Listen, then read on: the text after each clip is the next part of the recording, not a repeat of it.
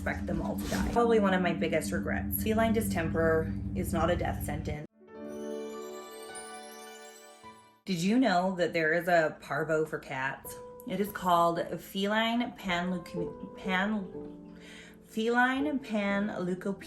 or feline distemper, or feline parvo. In the cat population, it can be extremely devastating. When we had our first litter, we unfortunately had to deal with feline distemper, and it was a very traumatic and probably one of the most heartbreaking things I've ever gone through. And I have owned animals for over 20 years, and I have seen a lot of death and a lot of sadness on the farm. We had our first litter on September 3rd, 2023. The kittens were all so vibrant and so wonderful. We had such fun with them. We absolutely adored them. And they were all growing and doing so well.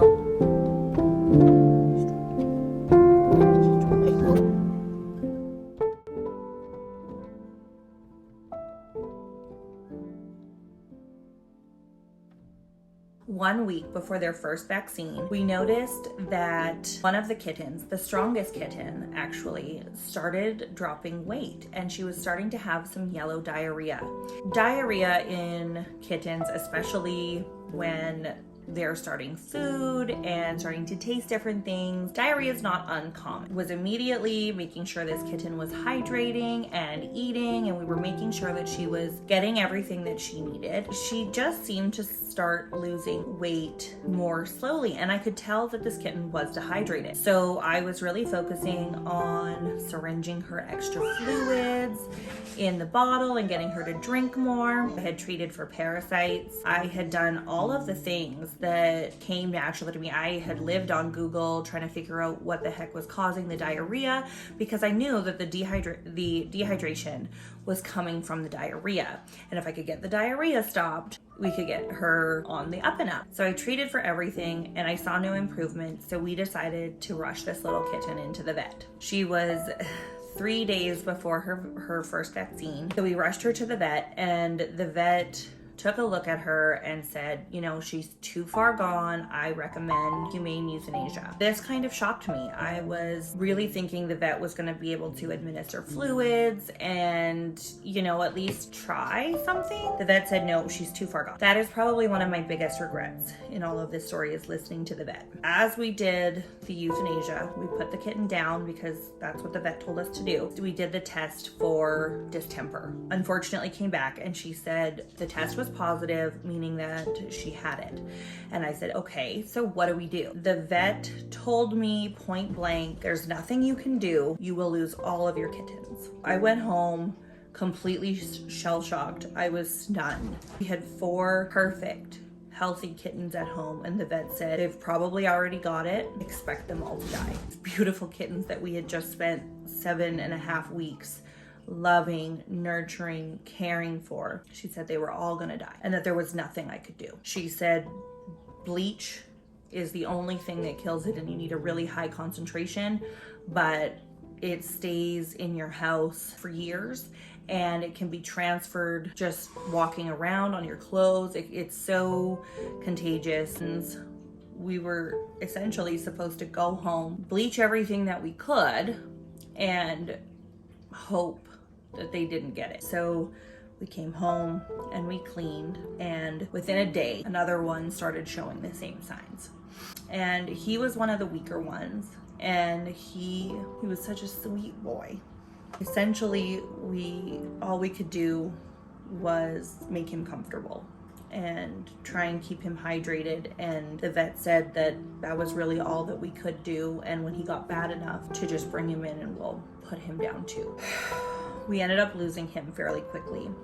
The next one, Nix, got it. Nix was deteriorating rapidly. He went from being a full, vibrant kitten to a skeleton within days, and we were helpless. We couldn't do anything. We literally just had to watch this kitten die. Now, while this was going on, I had been in touch with another breeder, and I had been looking at potentially getting another queen, and I said, you know, I'm gonna have to put this on hold. This is what we're going through. And she said, oh my God, no, no, no. Like, we have a cure for this. The vet said there's no cure. And she said, no, there is. I was skeptical. But I was like, whatever, I'll listen to this woman and see if we can get our hands on this cure. So what this other breeder recommended was an antibiotic called Clavamox. And this antibiotic combined with subcutaneous fluids every few hours, the breeder said, this will cure your problem. I called the vet and I said, this is what this breeder told me. Will you give it to me? And the vet told me it won't work. It's an antibiotic. Distemper is a virus. It will do nothing, but it won't hurt them to try. I said, this is my Hail Mary pass. You know, at least let me feel like I'm doing something, because just sitting here and watching them die, that is some of the most horrific crap you will ever go through. It was traumatic. It was traumatic for my kids. My kids loved those kittens so much, and to just sit there and watch them deteriorate at a rapid pace was so hard. The vet said, you know what, we'll sell you the antibiotics, just be prepared for it to not work. They're all. But what I learned in my research is that kittens are typically given vaccines every 4 weeks, starting at 8 weeks. This isn't new news. I always thought, though, and I think a lot of people think the same, that each vaccine gives the kittens partial immunity. But that's not actually what happens. If we look at the diagram, there are 6 kittens in a litter, all shown in a different color.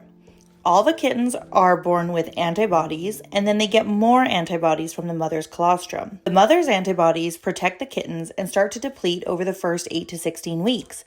But until they deplete to a certain level, they will actually counteract the vaccine, rendering it completely ineffective. Each kitten's antibodies deplete at a different rate, and there are a variety of things that can contribute to the rate in which the antibodies deplete.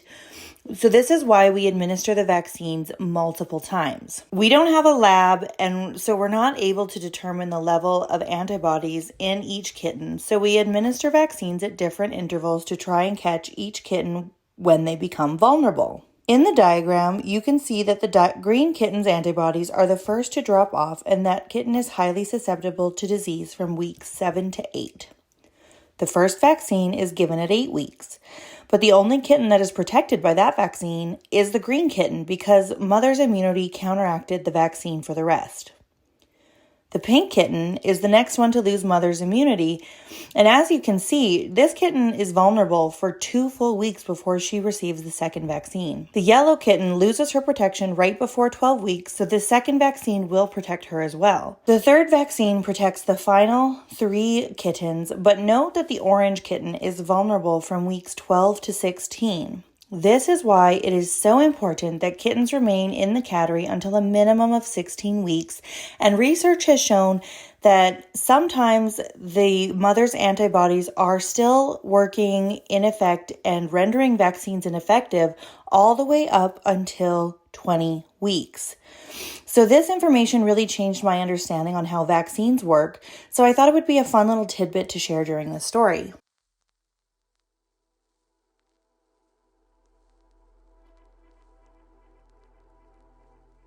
If you remember the little kitten that I said, Nix, who was deteriorating extremely quickly, and he was a walking skeleton. He actually had stopped moving around. He had stopped eating on his own. He had stopped drinking on his own. He was a walking skeleton. We thought for sure he was a goner. This is Nix. He made her. You made her. You did. You did, baby. So we administered 10 days worth of Clavamox along with the injectable fluids under the skin to Nix, and I kid you not, within 2 doses of the Clavamox, he came back to life. You did. You came back to life. You were such a goner. We thought you were a goner. And so this is our survival story of distemper. And the vet had told me that they had a rescue in town lose 20 cats in under a week due to distemper. I felt the need to make this video to share our story because sometimes the vets don't know it all. Vets only know what they've been taught. Breeders are so important because the breeders are the ones who will fight for these animals. Vets are expected to know a lot about many different species, and I think it's really unfair to put that burden on them. So breeders play a very important role in learning and discovering all of these new ways of treating various diseases, because if it weren't for a breeder, this little boy wouldn't be here. He would not be here. He would be a goner, and probably the rest of them as well. Breeders do research. Breeders look at all the studies. Breeders fight for their animals. Good breeders do. I'm just so grateful to have met that breeder at the right time when she could give me that advice. I will never lose another kitten to distemper ever again because of that. It's such a simple fix. It's really disheartening to know that vets don't even know about it, but it worked. It worked like a dang cure. So I wanted to share that story with you so that if you ever come across a cat with distemper, Clavamox, just get it the Clavamox and give it fluids, and you've at least got a fighting chance. And at the very least, you'll feel like you're doing something, because that was the hardest thing of all, was feeling completely helpless while our babies disintegrated in front of our eyes. Hopefully it'll work for you like it did for us, because this little guy, he's just our favorite. He's just our favorite boy. We didn't lose any more once we started the Clavamox. Feline distemper is not a death sentence, and the world needs to know. You're just a buzz boy. You're just a buzz boy.